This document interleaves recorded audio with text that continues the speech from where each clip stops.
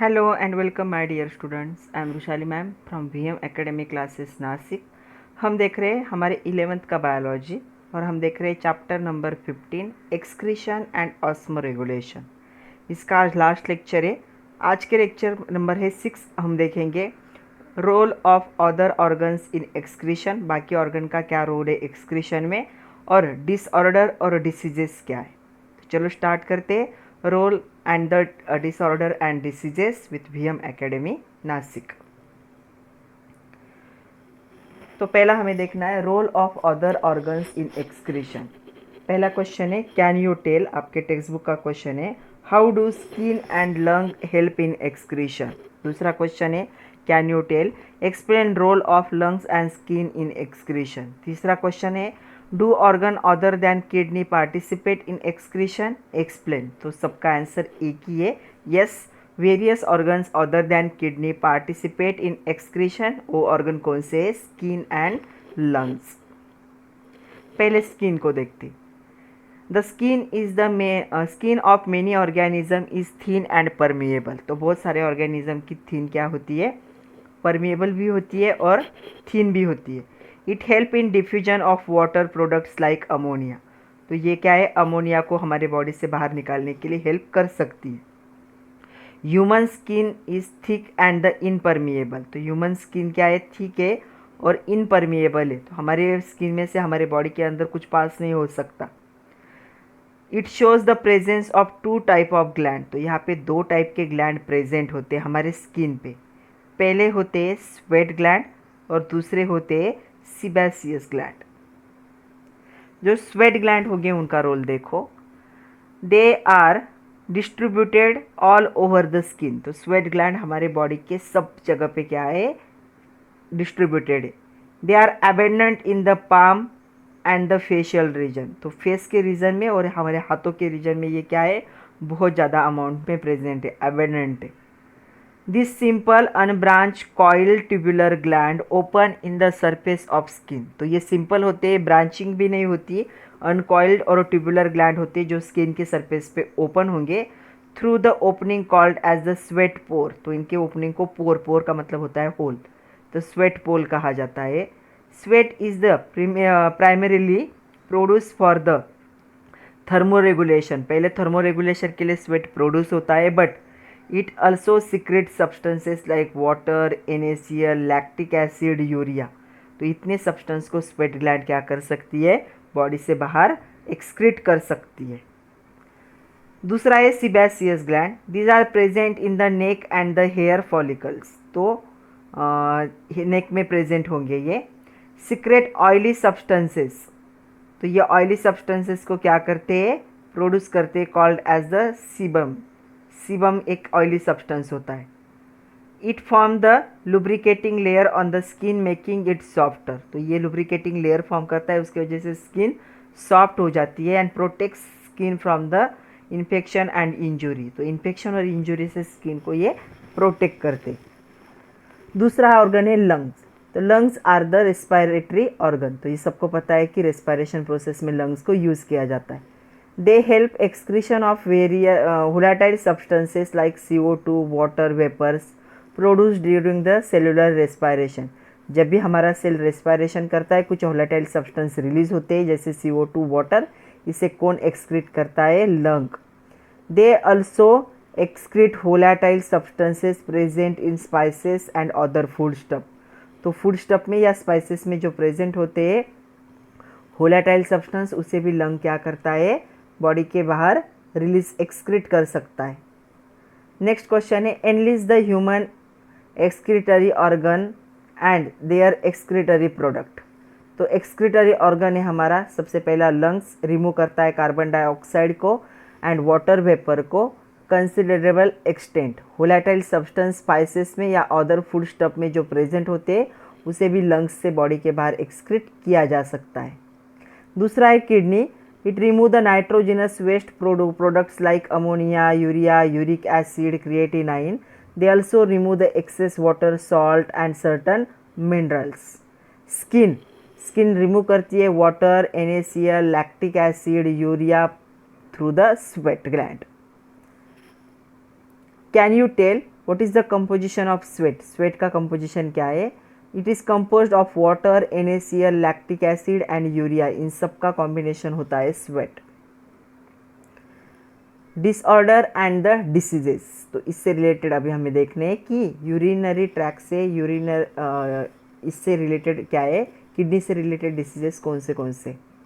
What is the albuminaria, what are its cause? Albuminaria is the presence of excess albumin in the urine, urine में albumin का amount बढ़ जाए तो उसे क्या कहा जाता है? अल्ब्यूमिनारिया कहा जाता है। इसका कॉज क्या है? Injury to the endothelial capsular membrane, तो जो एंडोथेलियल कैप्सुलर मेम्ब्रेन है उस पर ये इफेक्ट करता है। रिजल्ट इंक्रीज ब्लड प्रेशर, इसकी वजह से ब्लड प्रेशर इंक्रीज होता है। इंजुरी होगी orientation of the kidney cell में, and the substances such as toxic और हेवी मेटल्स यहाँ पे क्या है? प्रोड्यूस हो सकते हैं।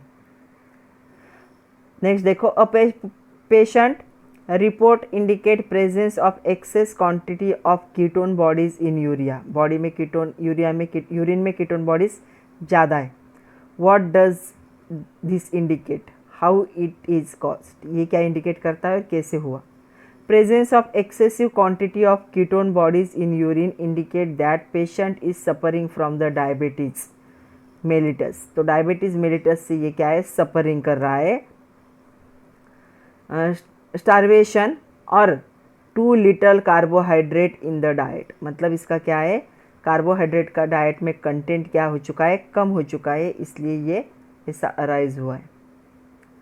नेक्स्ट क्वेश्चन देखो, Sheela is suffering from the kidney infection, presence of which type of cell in urine can indicative of this, तो किडनी इन्फेक्शन क्यों हुआ? तो presence of leucocytes in the urine can indicative of the injury of kidney और other urinary organ, तो leucocyte जैसे urine में present दिखे वो इंडिकेट करता है कि किडनी क्या है? इन्फेक्शन है, या फिर यूरिनरी ऑर्गन में क्या है? इन्फेक्शन है।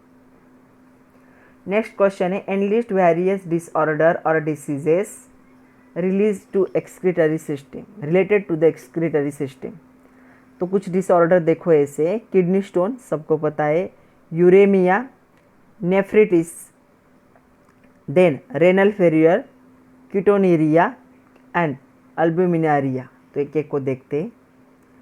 राइट नोट और kidney stone with the reference to type, symptoms and diagnosis. Kidney stone are also called renal calculi. They may be formed in any portion of urinary tract, कहीं पे भी urinary tract के किसी भी portion में stone form हो सकता है। It from the kidney tubules and the external opening, kidney tubule और एक्सटर्नल ओपनिंग से ये क्या है? ये ट्यूबुल निकल सकता है। Depending on composition of kidney stone are classified into, तो अलग अलग है। पहला कैल्शियम स्टोन होता है, तो कैल्शियम स्टोन क्या होगा? These are usually calcium oxalate और कैल्शियम फॉस्फेट स्टोन। दूसरा होता है struvite stone, these are formed responsible to the bacterial infection caused by the urea splitting bacteria and that grow in size quickly and becomes quite large, तो ये एक type का bacteria ही होता है। Uric acid stone, this stone usually affect the peoples drinking less water and consuming high protein diet, जिनका protein का diet ज़्यादा होता है और वाटर कंटेंट कम होता है उनमें किडनी स्टोन हो सकता है, क्योंकि प्रोटीन को कंज्यूम करने के लिए वाटर की ज़रूरत होती है।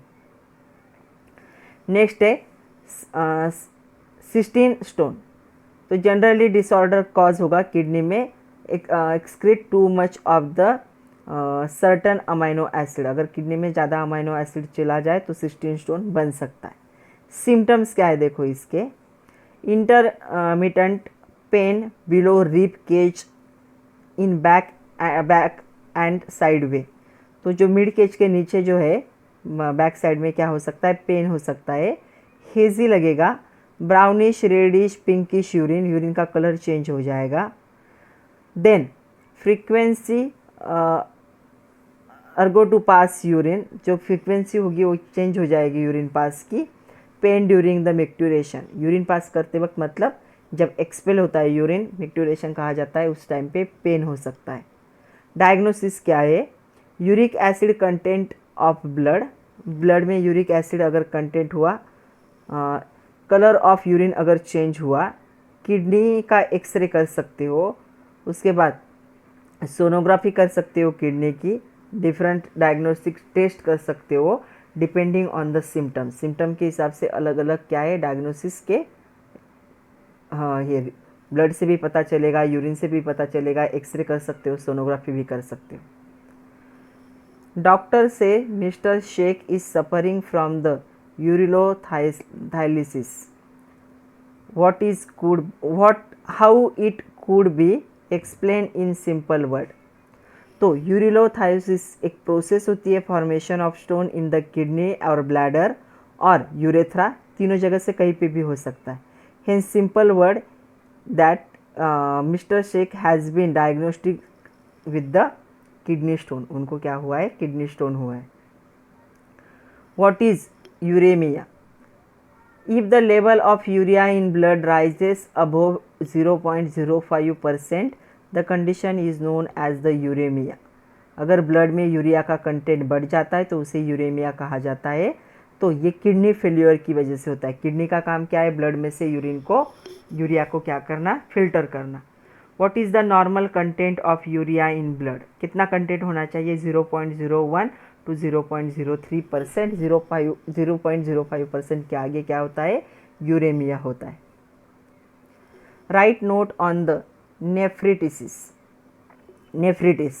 नेफ्रिटिस is the inflammation of kidney character by the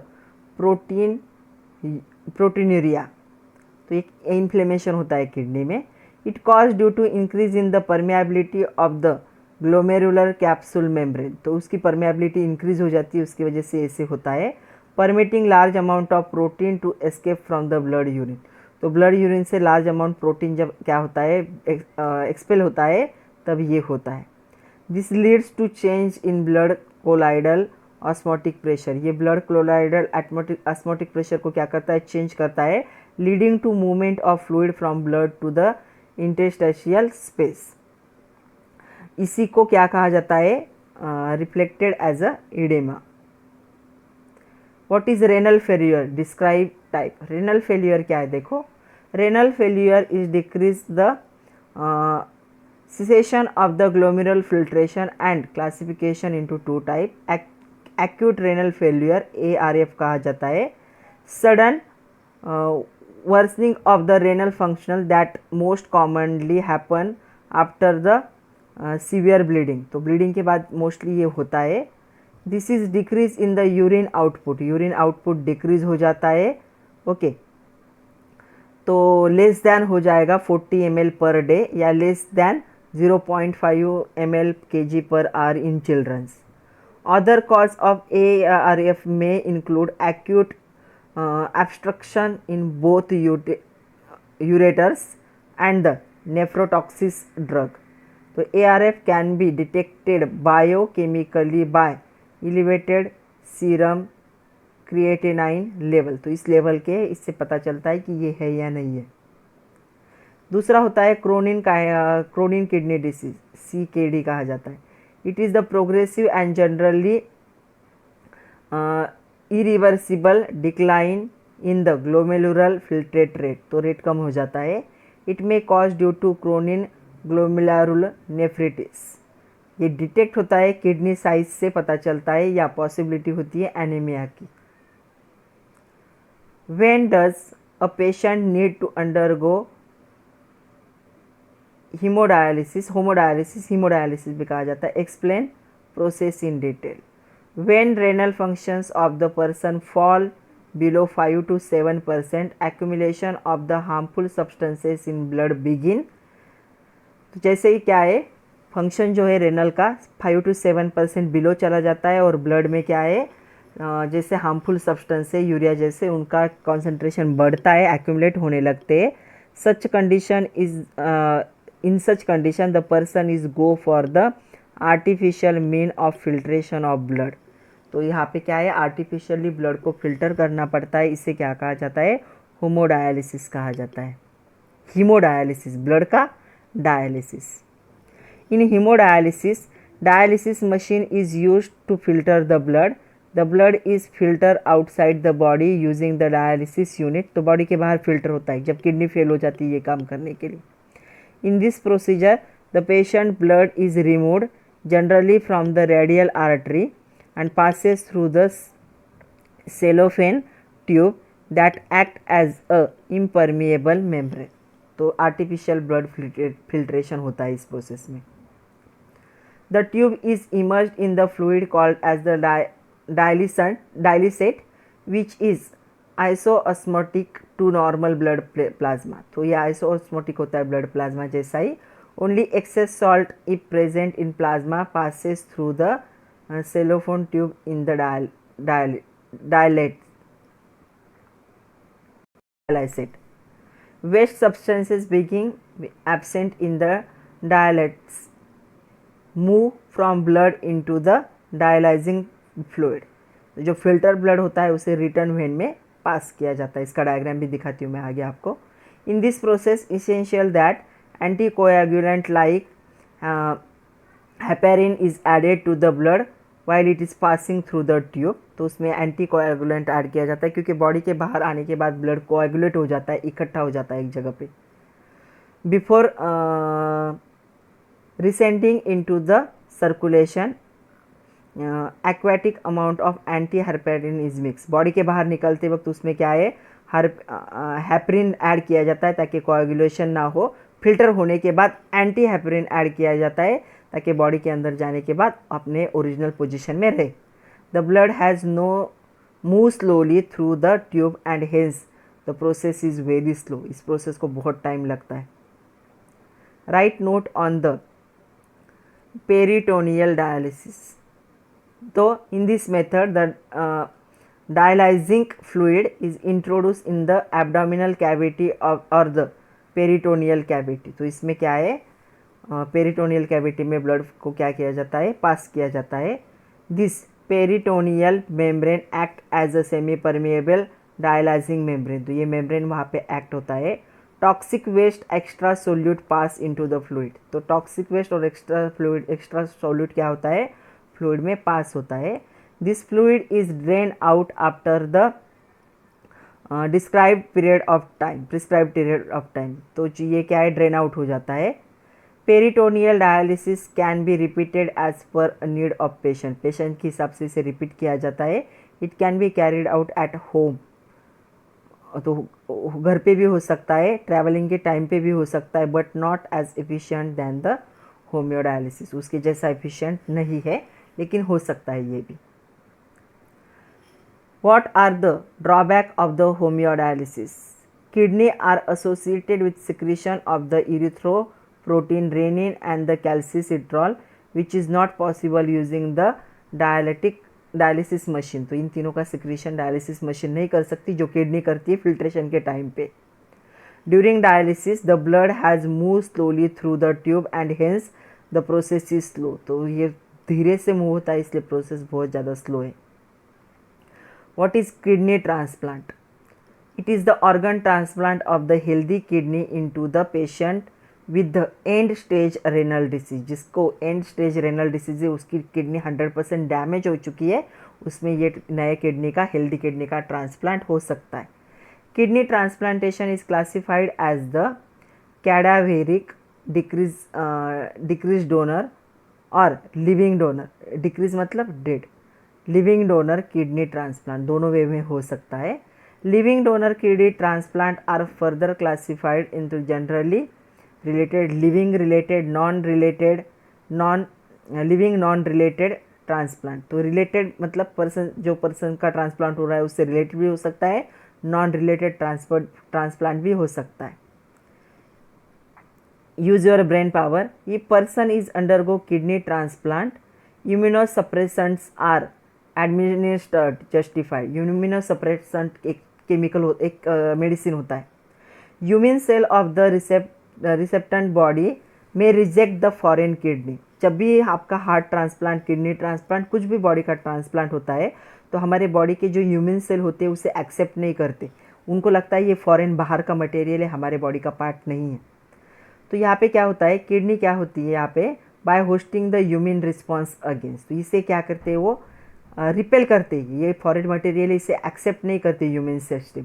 तो इम्यूनो सप्रेसेंट, सप्रेसेंट मतलब डिक्रीज, इम्यून सिस्टम को डिक्रीज करने वाले ड्रग ऐसे पेशेंट को दिए जाते हैं। तो ये क्या करेंगे, इम्यून सिस्टम को रिड्यूस कर देंगे, ताकि क्या है, जो रिजेक्शन का चांस है ट्रांसप्लांट का वो ना हो। अगर इम्यून सिस्टम ने किसी भी ट्रांसप्लांट किए हुए ऑर्गन को रिजेक्ट कर दिया तो वो ऑर्गन वर्क नहीं कर सकता। तो इम्यून सिस्टम को ही क्या करना पड़ता है, दबा के रखने के लिए कुछ ड्रग दिए जाते हैं जिसे कहा जाता है इम्यूनो सप्रेसेंट। और जिनका भी ट्रांसप्लांट होता है, चाहे वो किडनी का हो, हार्ट का हो, उनको उम्र भर के लिए ये मेडिसिन, ये ड्रग लेने ही पड़ते, ताकि उनके बॉडी में उस जो है ऑर्गन, उसका फंक्शनिंग अच्छे से हो। अदरवाइज हमारी इम्यून सिस्टम उसे क्या कर देगी, रिजेक्ट कर देगी, फेल कर देगी। तो इस कंडीशन में ट्रांसप्लांट का कोई भी यूज़ नहीं हो सकता। तो ये कि इसीलिए जो पर्सन अंडरगो होते हैं किडनी ट्रांसप्लांट, हार्ट ट्रांसप्लांट के लिए भी सेम है, इज एडमिनिस्टर इम्यूनोसप्रेसेंट। तो ये ड्रग उनको रेगुलरली लेना पड़ता है, ताकि उनका जो इम्यून सिस्टम है किडनी को ज़्यादा क्या है, किडनी को रिजेक्ट ना कर दे।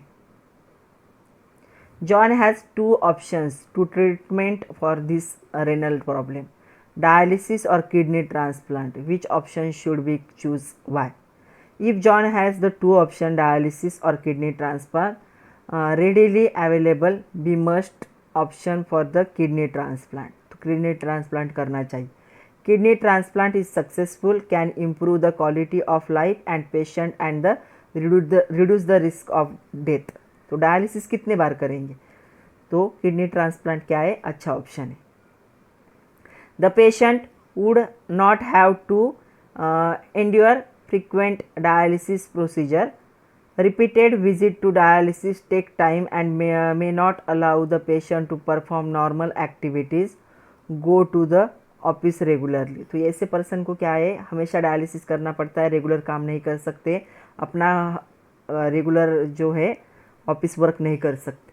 Dialysis is the regarded as a holding measure until kidney transplant can be perform.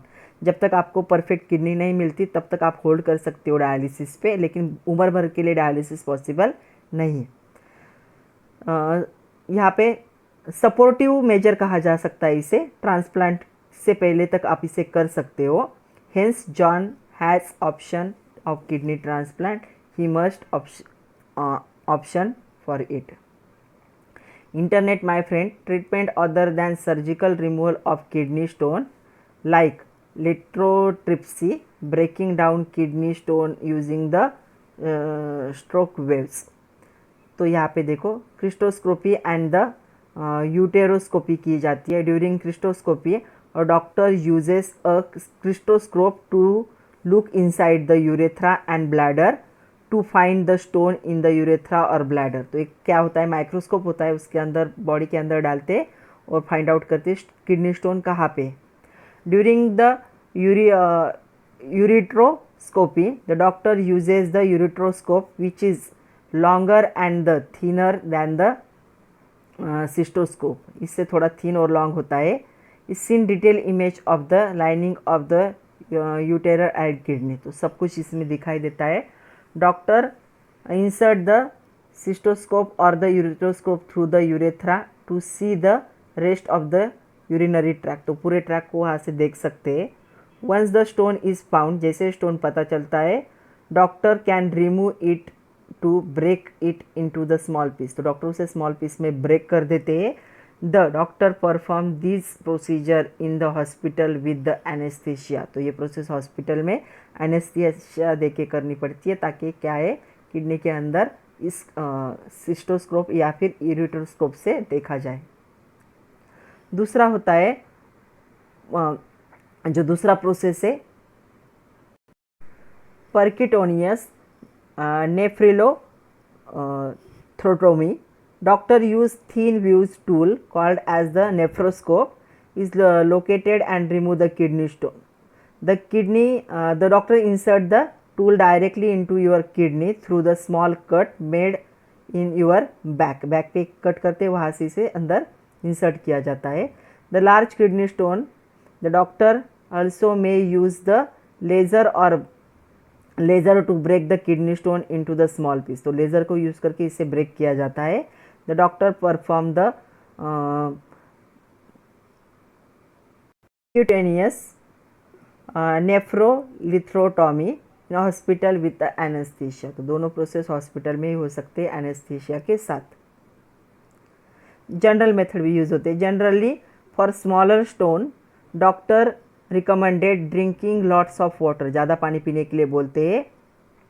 Consuming pain reliever, कुछ पेन रिलीवर भी दिए जाते हैं। Consuming medicines like alpha blocker to relax the ureters muscle, तो muscles relax हो जाते हैं। इसकी हेल्प से क्या होता है, जो किडनी स्टोन है क्विकली क्या होगा और कम पेन से क्या है हमारे किडनी से बाहर निकल जाता है। तो अगर छोटी साइज़ होगी तो मोस्टली क्या है ज़्यादा वाटर और मेडिसिन से ये हो जाता है। Dietary restriction suggested for kidney patient, तो क्या डाइटरी रिस्ट्रिक्शंस है, drinking large amount of water, ये पहला है। Reduce the consumption of the oxalate rich food like, देखो रिवर beet, okra, spinach, Swiss chard, sweet potatoes, nuts, tea, chocolate, soya products, ये सारे क्या है खाना बंद करना पड़ता है। Follow the diet low salt and the animal protein, तो एनिमल प्रोटीन ले सकते हो या लो डाइट वाला, लो डाइट सॉल्ट मतलब जिसमें सॉल्ट कम होगा ऐसा डाइट आपको यूज़ करना पड़ेगा। Reduce the consumption of calcium supplements, तो किसी भी कैल्शियम का सप्लीमेंट आप नहीं ले सकते, but consume the appropriate amount of calcium in food, लेकिन कैल्शियम रिच फूड खा सकते हो।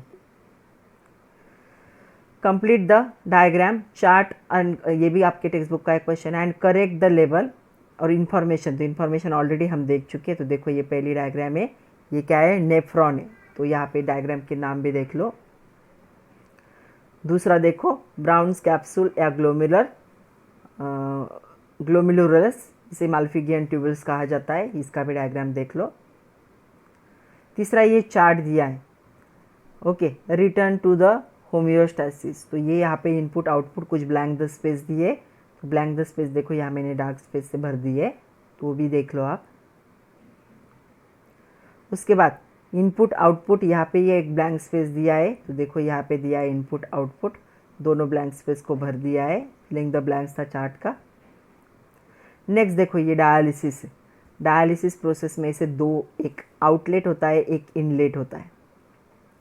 तो यहाँ पे जो बाहर दिखाया गया है राउंड शेप वाला वो क्या है, डायलिसिस, आर्टिफिशियल डायलिसिस मशीन है, होम्योडायलिसिस कहा जाता है, हीमोडायलिसिस कहा जाता है, वो ऐसे होता है ब्लड का। अगर हमारी किडनी ब्लड का फिल्ट्रेशन अच्छे से ना कर पाए तो ऐसे क्या किया जाता है फिल्टर, तो देखो यहाँ पे ब्लड रिमूव होगा फॉर द क्लीनिंग के लिए। आर्टिफिशियल प्रेशर क्या होगा यहाँ पे मॉनिटर किया जाएगा।